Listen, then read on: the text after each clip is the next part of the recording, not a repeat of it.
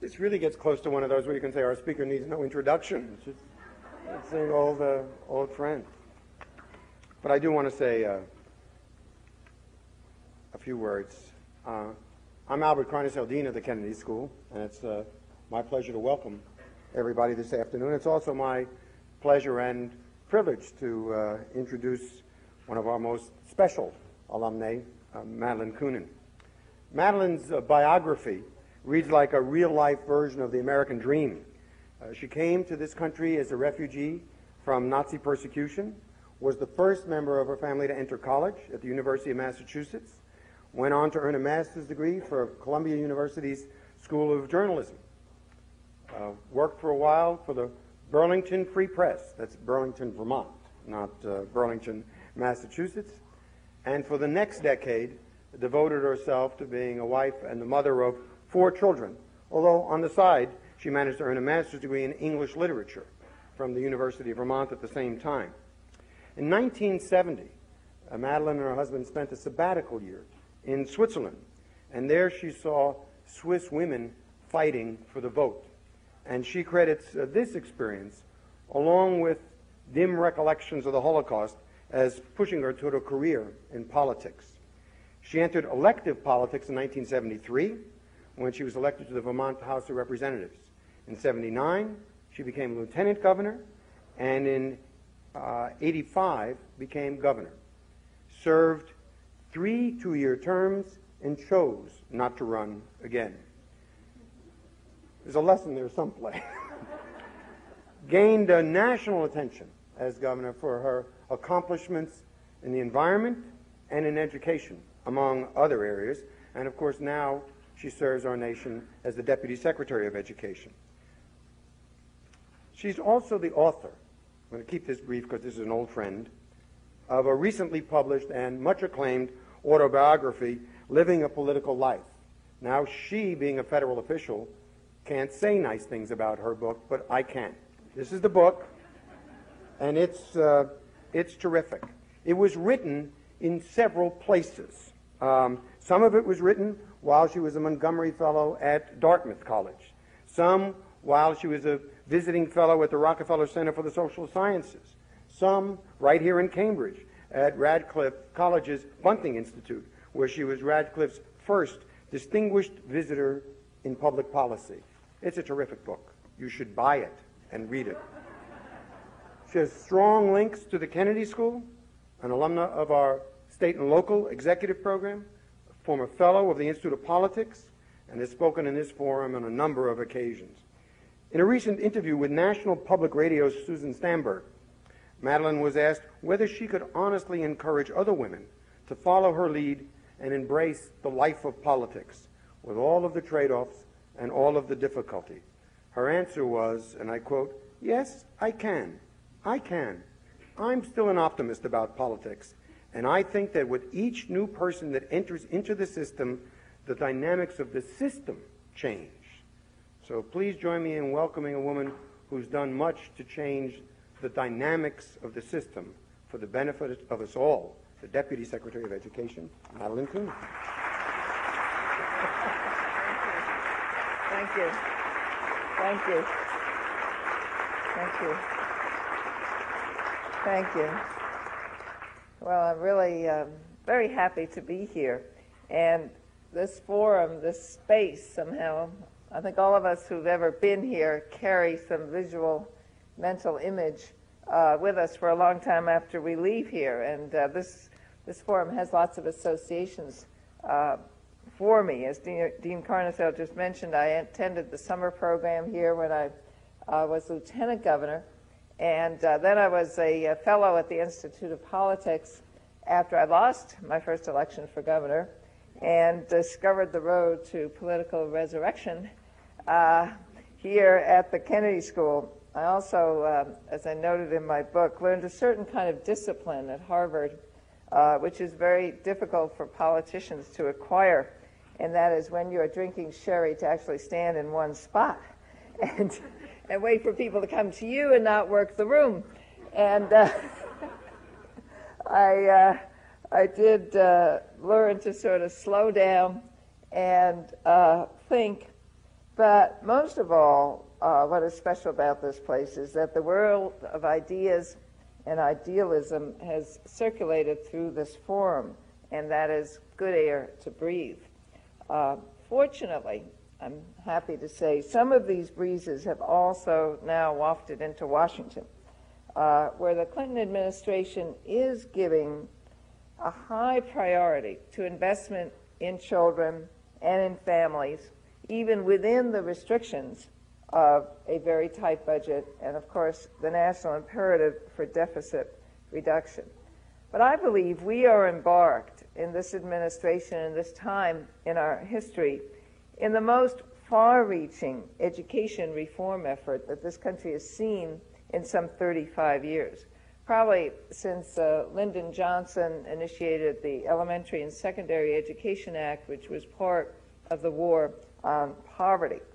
And the flagship of that reform is Goals 2000 Educate America Act, which passed the United States Senate on a 63-22 vote at 1 a.m. on a Saturday morning. Not the best time, but the fact that the Senate was able to hang in there, the reason it was at that particular hour was that Senator Jesse Helms had filibustered because he wanted a school prayer amendment attached to the legislation. But that is a powerful bipartisan vote and a powerful consensus statement about education in this country. And I'll go into it a little bit more in a few minutes. But I'd like to believe, and maybe this is wildly optimistic, that if we can succeed in reforming and revitalizing our schools, which often are the only institutions that work in some urban communities, that we can begin, in fact, to revitalize and restore the fabric of community within many of our inner cities, because this is where we must begin. And it doesn't all begin with education in that education law, but also yesterday the President announced an expansion of Head Start. There now would be an emphasis on 0 to 3 and not just 3 to 5. And we know that's one of the key areas where you can begin to make a change. With the healthcare reform, with immunization programs, with welfare reform, with enterprise zones. If you add these initiatives together, we do have a real opportunity to make an investment in families, in children, and in communities. And there is no doubt that the need to do so is very, very great. And one of the great parts of my present position is that I've had a chance to travel around this country. And I think I have seen both the best of situations in communities and schools and some of the worst. But what has struck me, and perhaps I've led a more sheltered life than I thought I did, but what has struck me so poignantly many times is how much poverty, how much segregation, how much despair, and how much neglect there is. And it isn't just downtown Washington, it isn't just parts of Boston, it isn't just parts of Chicago, it isn't just Los Angeles, it isn't just New Orleans, it's everywhere. That there are these deep and despairing areas where people are living and struggling to survive. But in each of these communities, you see little children being held by the hand and crossing the street and going to school in the morning and coming home at night and being brought there by adults and grandparents and others. And life goes on, and that next generation is waiting to make it. And I guess I have seen both what doesn't work and what works. And when one looks at this vision of America, one can sort of seesaw between a kind of despair and a kind of optimism, kind of outrage and a kind of hope. And depending on where you look, you can get corroboration for either. But I have seen in the toughest of neighborhoods some of the best of schools. And one of these is in Central Park East, which is in Harlem in New York, which is an example and not an isolated example. We now probably have 1,000 really exciting, innovative schools. Obviously, we need many, many more, but it isn't just one or two. There are a lot of schools that are working. At Central Park East, you do have a school that is probably fairly typical of the population of Harlem, a little bit different because parent involvement is actually required. A student does not get acceptance there. It's kind of a magnet school, but many of the children have been kicked out or dropped out of other schools. Many of them had a tough time in education before they got there. But 90% of those students go on to college, 90%. And there is an emphasis, first and foremost, on educational achievement, high standards. And there's an emphasis on each child's not only intellectual life, but each child's entire life. They have something called student advisory sessions, where every single day a dozen students meet with one teacher who gets to know them over a period of time, and they talk about the things that matter in their lives, whether it's AIDS, whether it's abuse, whether it's poverty, whatever the situation is. And the morning that I was there, they have two principals. One of the principals excused himself because a child's uncle was at the door, very angry because his niece had been threatened by another student. Well, the fact that the uncle came to the school, the fact that the school knew the uncle, the fact that this situation could be diffused in the school instead of on the street with gang warfare tells you something about how that school is being integrated into the life of the community and in many ways accepted by that community. It doesn't mean they don't live in fear that a gunshot might be fired in the school. I think every city school and even non-city schools today contend with that possibility and sometimes that reality. But high expectations do in fact produce high results. And individual attention does prevent children from falling through the cracks. I've seen an elementary school in Kentucky, where Kentucky is the state that is probably going through the greatest revolution of reform of any single state in this country. And about 6 years ago, that school decided that they would become a Howard Gardner school. And I walk into the classroom, and a little girl greets me and says, "We believe in 7 different kinds of intelligence." and you take it from there. It just, the school was probably the most wonderful place I'd been in a very long time. Walk into one classroom where music is playing in the background. Children are working in small groups. One of the children is from Vietnam. The other girls say, well, she can't speak English, but she can play the piano. They urge her to play. She gets up and plays a classical piece. They all applaud. And she gets her acceptance within the group and her communication through music. And that is the beginning of a new kind of learning. But I have to tell you, I've also seen some shocking situations. I was in New Orleans just a week ago and went to a high school, a junior-senior high school in that city. And the reason I went was because they had a health care center and a daycare center. And those were the innovations that we were looking for. But my briefing material told me what I would find as well. The average income in this school is $7,000. And 90% of the children who attend that school come from single-parent families. I dealt with that and met some of the students who still were the ones I met, which I'm sure were carefully selected, were very eager about a different future. But then, when I left, incidentally, only 43% graduate from that high school. When I left, we passed by some housing projects, ironically named Desire. And Tennessee Williams never saw anything quite like this. And I felt nobody in America should live in these circumstances. And we didn't even go inside. We just drove by. But I've seen bad housing, but this was like the shells. You know, about 40% of them were boarded up or burnt out. And you thought, well, nobody lives here.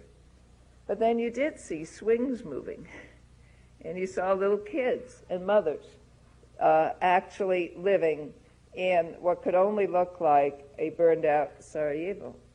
So the best of schools and the worst of schools sometimes exist side by side. Also in New Orleans, I did see an elementary school. That was in a slightly different neighborhood, still poor by any standard, but just a notch higher. And there was a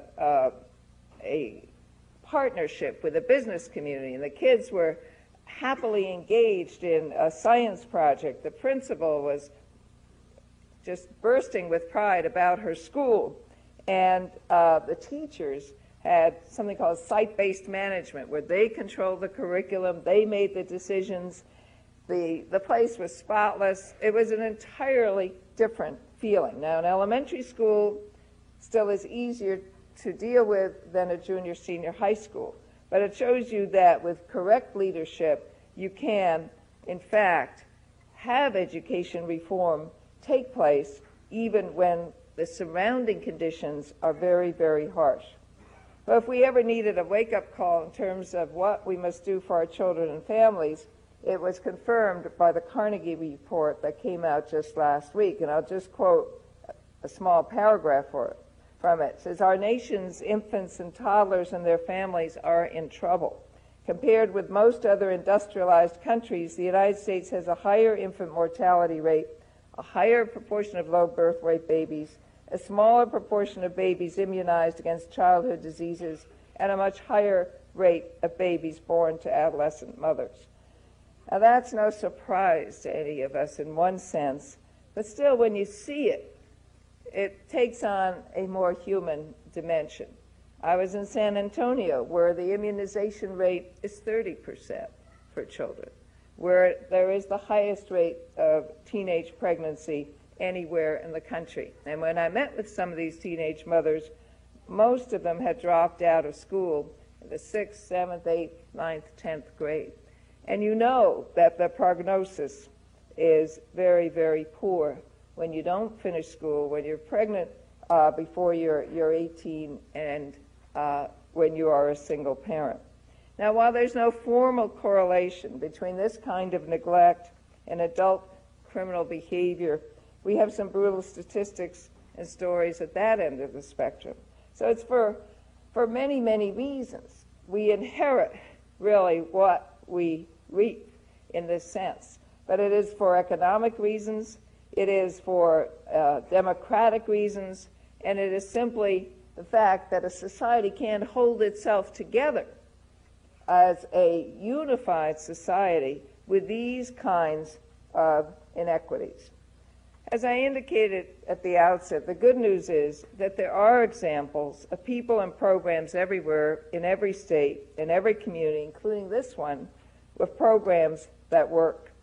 And what must be done, and it is a huge undertaking, but it is possible because we know what works. We do not have to start some major research project or do something exotic. We know what works in education. What must be done is to bring these programs that we know succeed to scale and be able to spread that sense of reform, that spirit of innovation everywhere. One indication of the times in which we live was made clear to me yesterday when the United States Teacher of the Year was announced for 1994. And I suspect if one went back and looked at the portraits of Teachers of the Year through the years, one would get a kind of interesting barometer of the times. I think we always sort of think still of the Teacher of the Year, something like the era of Dick and Jane and Spot, and where the teacher fits that same kind of stereotype. Well, this teacher won the honor because she's teaching homeless children in San Diego and getting them off the streets into her makeshift classroom. And the stories she tells are quite horrifying and yet also very gratifying. So it tells you both the worst side of the issues and also reinforces the power of education as the only remediation that we know, as the only hope to bring people back. She talked about a young man who was forced into prostitution, but she knew and sensed from discovering him and talking to him that he was interested in marine biology. So she literally left books at the doorstep and journal articles on marine biology to sort of entice him, to lure him into the schoolroom. And he kept picking them up, and he kept reading them till he actually got into the classroom.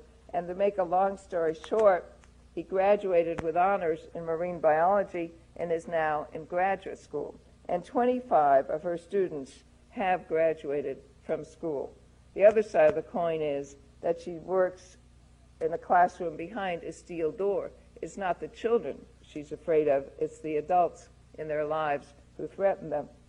But there are heroic teachers like this, there are programs like this, and there are principles like this that enable children to overcome the deprivations of poverty and neglect and break the cycle from one generation from one generation to the other.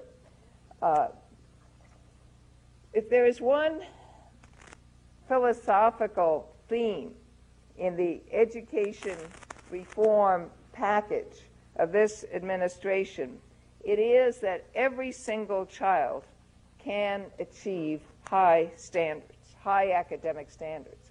Now, that sounds very much like a given. It's easy to say. It's like raising your right hand or saying the Pledge of Allegiance. Yes, every child in America should achieve high standards. But in fact, we do not act on that principle. We have in our educational system labeled, categorized, marginalized many, many of our students, sometimes according to race, sometimes according to last name, sometimes according to poverty. And in the old days, we perhaps could afford that kind of Darwinian, though we never called it that, form of access to quality education, because those who didn't graduate from high school, those that didn't go on for further education, could still work, could still be employed, could still be useful citizens. But today we know that if you don't have a high school degree at the very least, your chances of being employed are almost nil. Your chances of getting out of poverty are non-existent. And again, as I indicated, we all deal with the consequences of education's failures, not to speak of the personal pain that those who themselves are left by the wayside experience. That theme of high expectations can begin to be carried out by this new law called Goals 2000. It's a very interesting piece of legislation in many ways because it really is a consensus document. I indicated the vote on it, and the vote only came after lots of amendments, lots of debate, and from the conservative side, the argument was, hey, the federal government has no business being in education at all. Why do we need national goals, national standards, national form of assessment? And let me underline, all of this is voluntary. The standards are voluntary for states and communities to adhere to. But still, and you will hear these voices continue to speak out, there is a fear that this is a new federal intrusion. The legislation dealt with that, put those fears largely to rest, if not entirely. On the other side, on the more progressive side, there was concern that if you raise the standards, you will lower the possibility of poor children, of new English-speaking children or bilingual children of ever making it. You'll make them feel worse than they ever felt before and lower their self-esteem. Well, that was put to rest to some extent, though not entirely, by having something called opportunity to learn standards in the legislation, saying that certain conditions also should be defined for education to take place. So the bill in the end is a compromise document that for the first time, however, builds bridges between the President, the Secretary of Education, the Congress, the chief state school officers, school boards, all of the Education Association, PTA, at the local level, state legislators signed on. And so for the first time, at the very least, we have a national understanding of what education should be, what children should know.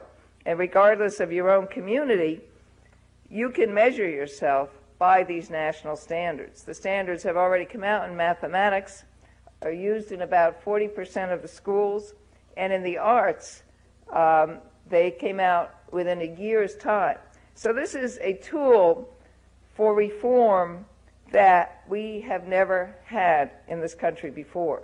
But it will only work. It will only work not by the signature of the President that occurred on March 31st in San Diego. It will only work if there really is a bubbling up of community activity, community concern, community involvement. And if we really look at the schools as a beginning of the revitalization of our own communities. Schools can do that. There's a school in Washington Heights, IS 218, which is open 6 days a week till 10:30 at night. Children are fed a warm meal at 3:30. The evening I was there was just before Thanksgiving, and they were finishing setting the tables for 800 children and their families and the families of the teachers. And the school is where the population is 95% from the Dominican Republic, where there are bilingual classes going on. I think what we've got to understand is that while the new social and economic conditions pose a terrific challenge, they also do, in fact, give us an opportunity to change the way we do educate our children. In that school, there also is a health clinic on site and a dental clinic on site. And the Children's Aid Society of the City of New York and a law firm and other groups have helped to fund that. The cost of that dental clinic and health clinic is not very high. It is probably only $200 more than if the children use the social services outside the school, according to the Children's Aid Society. But you don't have all that slippage. You actually get to the doctor. You actually get to the dentist. And it's available not only for the child, but for the siblings and for the parents. So out of the harsh conditions, the difficult conditions that exist there, have come some innovative solutions. I talked to a principal this morning from San Diego who said they've totally revamped their curriculum because 75% of the children there are bilingual. So in the morning, they have classes according to the linguistics of the child or the language of the child. In the afternoon, they mix them all together. And everything they print, everything they actually bring home to the parents is printed in 5 languages: Spanish, English, Vietnamese, Hmong, and Laotian. Now, you could look at that as an insurmountable situation for any teacher or principal, or you could say, what an exciting phenomenon that we are, in fact, having educational systems that are as rich in diversity and opportunity as these are. There's a school in Washington which teaches every class, Washington, D.C., in Spanish and in English. 2 teachers, totally bilingual, and the English-speaking children learn Spanish at the same rate as the Spanish-speaking children learn English. So some of these conditions that we shake our heads over and say, the schools can't do all this. The schools can't be the social workers. The schools can't be the bilingual teachers and have all these burdens. We should have a sink or swim method. Really, I urge you to look at some of the schools that are grappling and succeeding by being innovative, by coming up with different methods of teaching and different kinds of success. So how do we get to where we want to be in terms of having every school in this country a school that is the center of the community, a school that is safe, a school that achieves high standards. There are no easy answers, as everybody knows, and you always say that to a tough question. But you only do it by reaching one child, one school, one community at a time. But for the first time, I think in this country, and I sense it amongst many students, we are beginning again to gather some sense of idealism, that we can, in fact, create social change, that we can transform anger and outrage into some kind of positive action and change rhetoric into reality. And I think the investments that we are beginning to make in Head Start and healthcare and all of the other areas that I mentioned can cumulatively make an effect. And I see the spirit of idealism also in the community service legislation that is now law, and the real enthusiasm of young people to participate, to give something back, and to do so even at the sacrifice of their own income. Now, for the students here, I guess my message to you would be, and for the adults, you could always recapture it. Get your idealism back or hold on to any fragments of it that may exist, because we only have a couple of choices. You know, we can detour what is wrong. You can get from the airport to the Hilton Hotel in most cities and really not stop in any of these neighborhoods unless you really get into trouble. And we can shut off the evening news, and we can basically widen the chasms that exist in American society. But all of us know from a larger perspective that that won't work for the short term. Or we can get angry and walk away for those reasons and believe that anger is the only thing that will work. Or we can try, once again, to be believers that you can turn individuals around, you can turn institutions around with a great commitment and investment and feeling of solidarity. It's a tall order, and not much in society is conducive to it today. But I still, at the risk of sounding perhaps too innocent for these times at my age, I still believe that education is the only miracle that works. If you can reach that child as that teacher reached that young man with the books about microbiology and bring him back or bring him into a world that he only vaguely might have envisioned and make that a reality for him, you've done everything that we could possibly do. And certainly if we look at our own stories, that's how it worked for us. Perhaps not as dramatically, but most of us are here because we got that opportunity.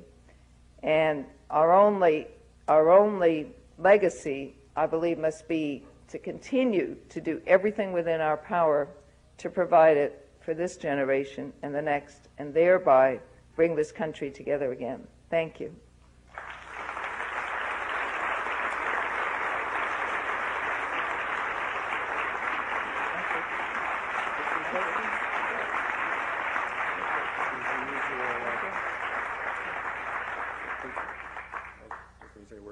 We have two microphones here. If people would like to ask questions, it would be helpful if you'd identify yourself and then ask a question. Hi, my name is John Edson, and I'm an MPP1. And I'm from California, and I'm very excited about the charter schools that our legislature has enacted to allow some communities to experiment with education. And I'm a big advocate of them, but I was wondering if you could play devil's advocate and say why that is not the best role or the best direction that schools should go.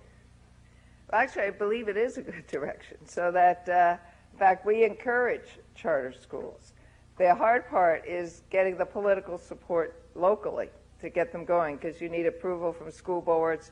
But we very much encourage innovation, and that kind of local initiative that is much freer and less burdened by layers of bureaucracy.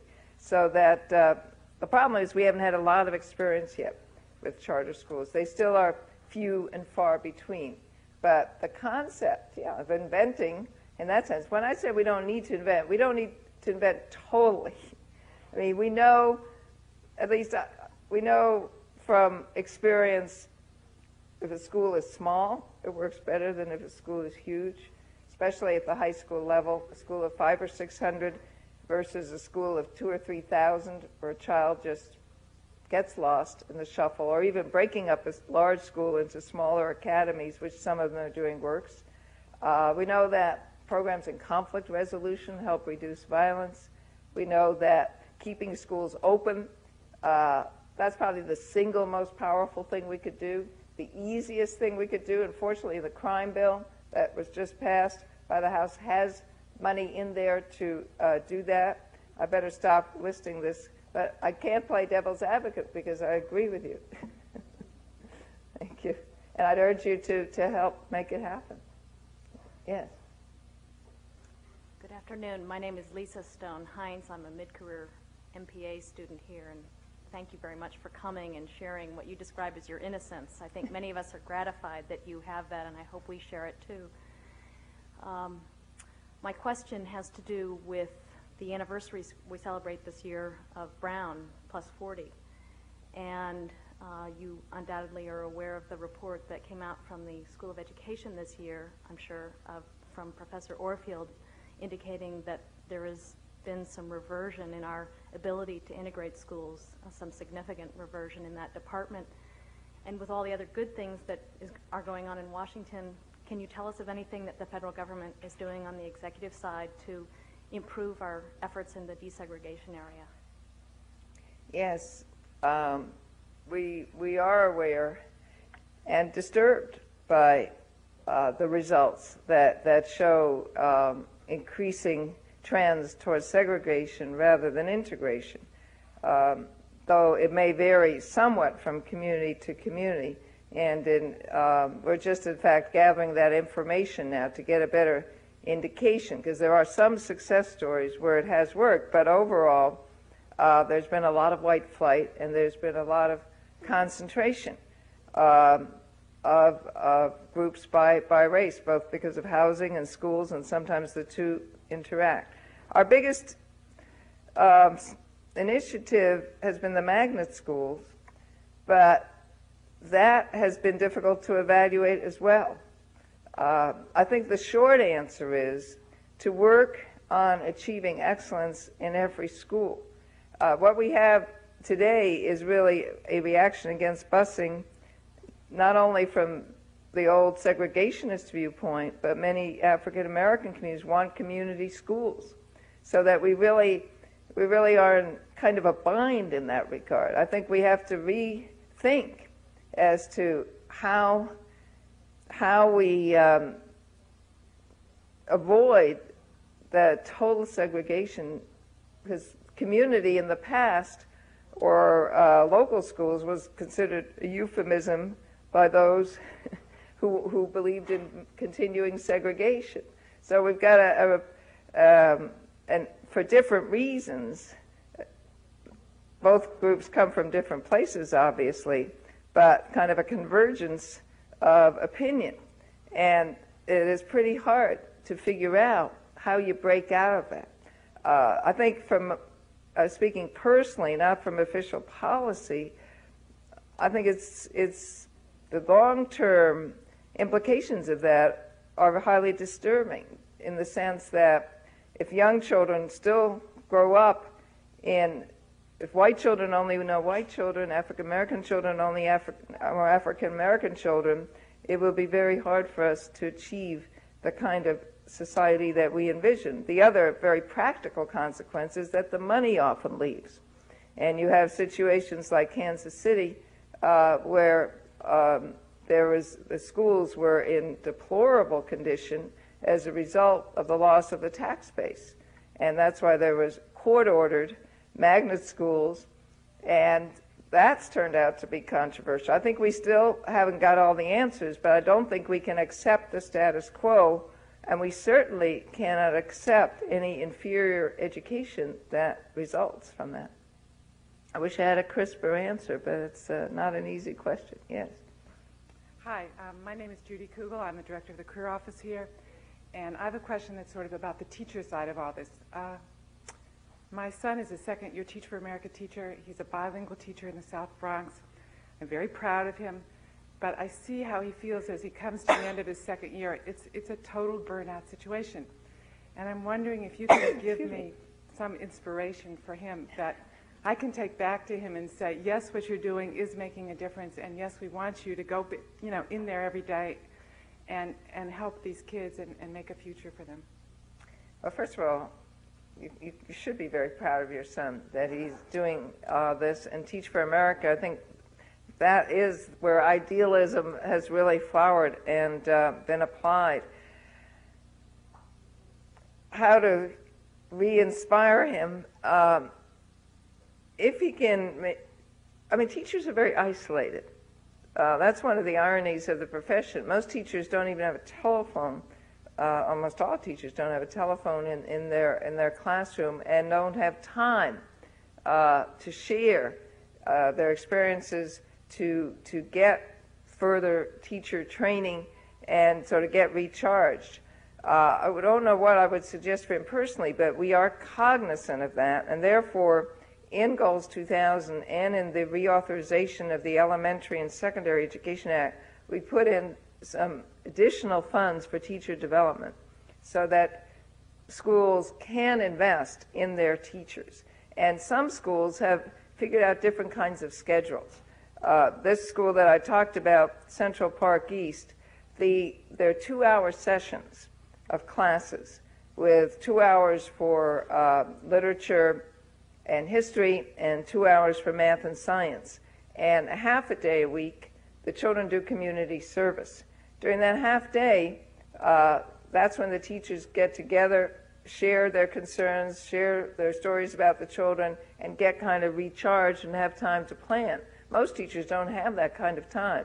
So I think if he could explore restructuring the school day and getting some collegiality within that school, that might be of assistance. But that burnout question is a tough one. I also think maybe we should make it easier for people to teach a couple of years and not do it for a whole lifetime, but to give a certain percentage of your time to education, recognizing this is going to be demanding but also enriching, but that you might not be there forever, but like giving, I don't want to compare it to volunteer work, but doing it something. is like volunteering. Yes, from the salary point of view, sometimes it is.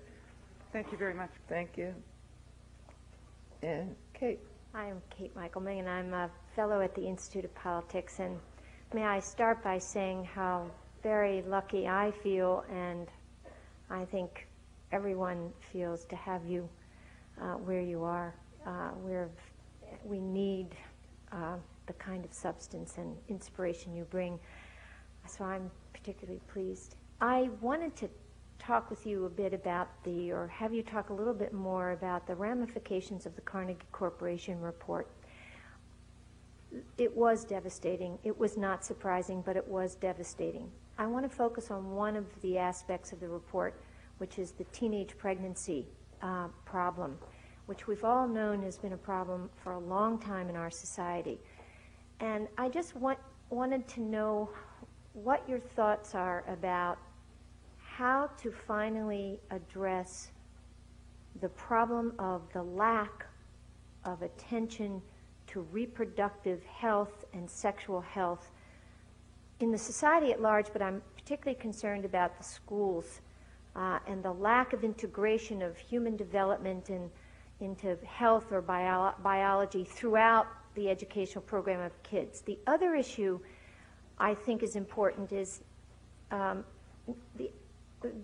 the lack of self-esteem, especially among young girls and young women. That pregnancy for women and for girls has replaced other options and is a reflection of their lack of hope for other roles that they might play in the society. And it goes to the whole, I think, value of women in our society, but for these young women it becomes particularly devastating.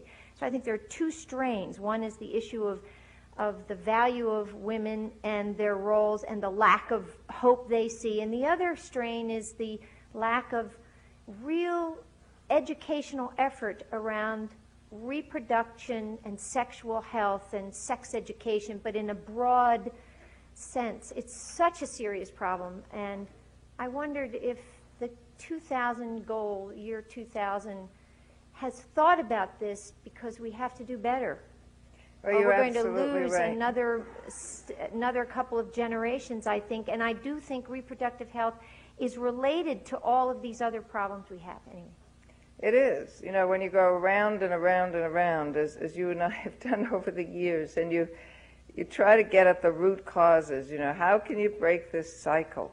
And I tell you, when I went to this housing center where there was a class for teenage pregnant mothers, it's sobering. It is very, very sobering. And the statistics in the Carnegie report are very, very shocking. And there also is more solid information about the development, the critical development of children from 0 to 3. Well, there are a couple of things I can say. One is the Clinton administration is very aware of our need to grapple with this in new ways. And people like Bill Galston on the President's Domestic Policy Council and several others, and I've intersected with them from time to time, are exploring this again, how to deal with the early pregnancy rate. And of course, he's done several studies that show that if you are a young parent and drop out of school and are a single parent, your chances of living in poverty are 80%. So they're very, very powerful figures. And all of that can be reversed with the opposite conditions. So we know some of these indicators. But there are a couple of approaches that I think are at work now that could be beneficial. One is universal access to health care. I mean, good prenatal care, early screening, immunization, the obvious things will be much more widely accessible. The question, that healthcare bill also does have health education in the schools. Now, that doesn't mean every school will teach it in the same way, and it doesn't mean that the federal government can tell anybody how to teach it. But at least if there is a health education curriculum, there will be hope that there'll be some access to family planning and those kinds of pieces of information, though, you know, that gets, as we all know, to be a hot subject. There also will be some funding for school-based and school-linked clinics, and that is critical for many, many children. In fact, a lot of the kids at that first high school I mentioned in New Orleans said they wouldn't be here in the school if they didn't have that clinic. A lot of children actually drop out of school for health reasons. The other part about the self-esteem, I think we're probably seeing a new, I think some of the violence we see is a search for gender definition. As an article in the New York Times put it, the boys go out and get real guns and the girls go out and get real babies. And that is much tougher to address. But the girls do change if, as you say, they have some vision of a future. So I go back. If you can reach those young girls with the hope for an education and being somebody, then pregnancy is often delayed and avoided. There was also an article about a school on Long Island that had great success with focusing on some of the troubled young women in that school who, one had become pregnant, the others had not, had disruptive behavior. Again, they didn't do anything exotic. They just concentrated heavily on having an adult ready, willing, and able to be there for them in their lives. And this Teacher of the Year, that's what she does. She provides showers, she provides clothes, she provides meals, She provides comfort. She's probably the only thing that's stable in their lives. Now, somebody say, well, that's too much. How can you expect that of us? But I think in some of these cases, that's what has to be done. And the rest of us have to figure out a way to pitch in to hold these kids' hands, because we have no idea what they are experiencing. I think we have to have more parenting classes and somehow get the message across about the responsibility of being a parent. And I think requiring payment for child support, toughening up on that. And I think we've really neglected the responsibility of the boys. I think we have focused too much on the girls. Sure, but it obviously takes two to make a baby. And the boys have to have that sense of engagement and responsibility as well. And how you do that. But there are some programs that are working to teach fatherhood responsibility. So there's no single answer, but if we could reduce the early pregnancy rate, the single parenthood pregnancy rate, we would make the greatest impact on poverty that we would know how. Yes. Sorry. Shall I go ahead? I'm Everett P. O'Neill from one of the best cities in the United States, Kansas City, Missouri. We're alive and we're growing. We're doing well.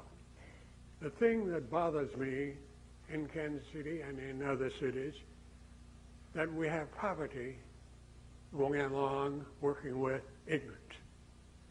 Now, you have a number of grown people who can't tell a B from an A and A from an S, and we need to get down to the roots of what is happening with those people. They are not going to go anyplace alone. And a good example, I had one of the men working for me. I wanted him to go to school because he was a good salesman, but he couldn't even write his own name. I took him to school, my sons took him to school, and we kept at it, pushing him, until he caught on. And when he caught on, one of the best examples of you could ever find any place. He's a wizard. He does a beautiful job. Now, can we reach back in this educational system that we have today and get many Bills and Bobs and Sarahs and along the line and get them to realize that we need them and they need us to get an education for them. A few years ago, not that long ago, I had 250 people working for me. I decided I wanted to retire, and I retired.